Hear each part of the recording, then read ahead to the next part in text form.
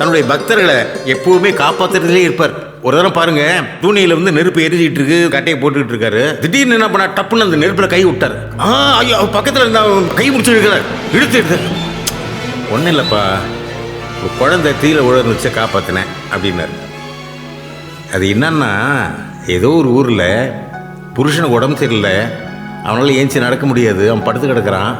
அவன் பொண்டாட்டி அங்கே உலையை வச்சு அடுப்பு ஊதிக்கிட்டு இருக்க, நெருப்பு காய்ச்சிக்கிட்டு இருக்கான்.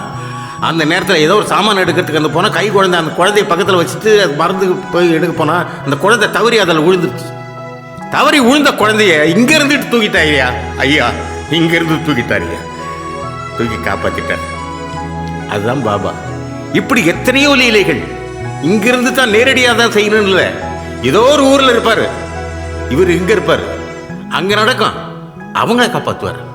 ஒரு சமயம் தீபாவளி நெருங்கிட்டு இருக்க நேரம், இவர் எப்பவுமே கடைகளில் போய் பிட்சை கேட்பார். அதே மாதிரி எல்லா கடைகள்லையும் போய் எண்ணெய் கேட்டு வாங்கிட்டு வந்து விளக்கு ஏற்றலாம் அப்படின்னு இவர் நினச்சிருக்கார். தீபாவளி அந்த மசூதியில் தீபாவளி ஏற்றுனது அவருக்கு அவ்வளோ பிரியம், அவ்வளோ சந்தோஷம். போய் கேட்டால் ஊருக்குள்ளே ஏற்கனவே பேசி வச்சுக்கிட்டாங்க எல்லா கடைக்காரனும்.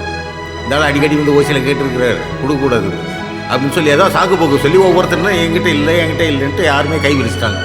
வந்து உட்கார்றாரு. உட்காந்துட்டு இப்படி பார்த்துட்டு மேலே பார்க்குறார், சிரிக்கிறார். பக்கத்தில் பார்க்குற ஒரு டின்னு, அந்த தூக்கி பார்க்குறாரு. அதில் ஒரு ஸ்பூன் அளவுக்கு எண்ணெய் இருக்குது, அவ்வளோதான் இருக்குது. அதில் வாயில் தண்ணி ஊற்றி அதுக்குள்ளே துப்புனார். துப்பிட்டு அதை எடுத்து இன்னொரு ரெண்டாவில் ஊற்றினார். அதுலேருந்து எடுத்து இந்த அகலவுளுக்கு அவன் கொண்டாந்து கொடுத்துட்டான். எல்லாத்துலேயும் ஊற்றி இந்த தண்ணியை ஊற்றி திரி ஏற்றி பற்ற வச்சுட்டார். தீப ஒளி, தீபாவளி, தீப ஒளியா அந்த இடம் பூரா ஒரே ஒளிமயமாய் போச்சு. ஊரே கண்டு வேய்க்குது. அத்தனை பேரும் நாங்கள் தப்பு பண்ணிட்டோம், எங்களை மன்னிச்சிங்க பாபா, எங்களை மன்னிச்சிங்கன்னு விழுந்து காலில் விழுந்தாங்க. எல்லாரையும் மன்னிச்சு ஏற்றுக்கிட்டார், சிரிக்கிறார். உங்களுக்கு தெரிஞ்சது அவ்வளோதான், என்னப்பா பண்ணுறது அப்படிங்கிற மாதிரி விட்டுட்டார். பாபாவுடைய சிஷ்யர்களில் தாசகுண மகாராஜ் ஒருத்தர். அவருக்கு ஒரு ஆசை, பிரயாகில போய் ஸ்நானம் பண்ணி புண்ணியத்தை தேடிக்கணும். அப்படி போகிறதுக்கு பாபா கிட்ட உத்தரவு வாங்கிட்டு நேராக வந்தார்.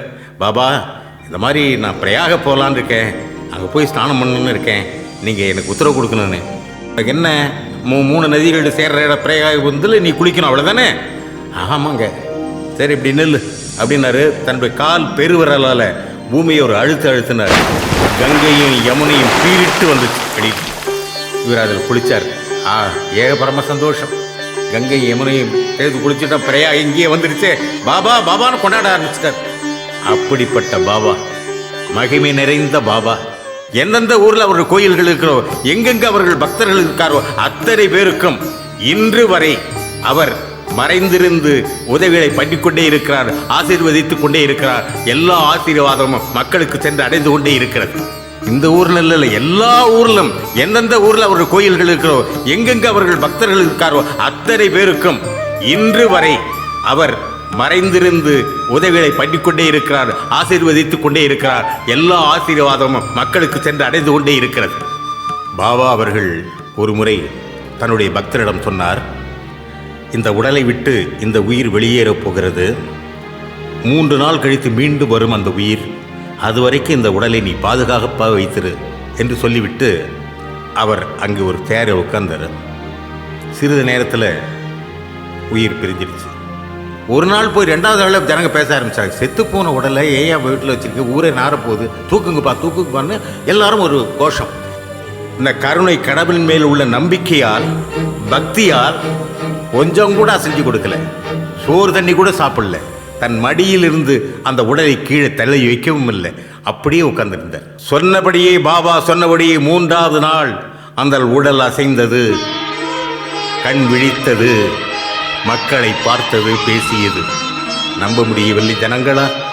கதறி கதறி அழுதார்கள், காலடியில் விழுந்து சாஷ்டாங்கமாக நமஸ்கரித்தார்கள். புல்லரிக்கக்கூடிய செய்தி பாபாவிடத்தில் நடந்தது. ஸ்ரீ சாய்ராம், ஓம் சாய்ராம், ஸ்ரீ சாய்ராம், ஜெய ஜெய் சாய்ராம், ஜெய ஜெய் சாய்ராம். பாபா அவர்கள் எல்லா உயிர்களிடத்தும் அன்பு செலுத்துபவர், எல்லா இடத்திலும் ஈசனை காண்பவர், பார்க்கும் பொருளிலெல்லாம் பரம்பொருளை பார்க்கும் தன்மை கொண்டவர்தான் பாபா. அவர் விதைகளை எடுத்து வந்து செட்ட செடிகள், மரங்கள் இப்பொழுது மரங்களாக வளர்ந்து லெண்டி வனமாக இன்றும் சீரடையில் இருக்கிறது, செல்பவரை காணலாம், ரசிக்கலாம், அங்கு தங்கலாம்.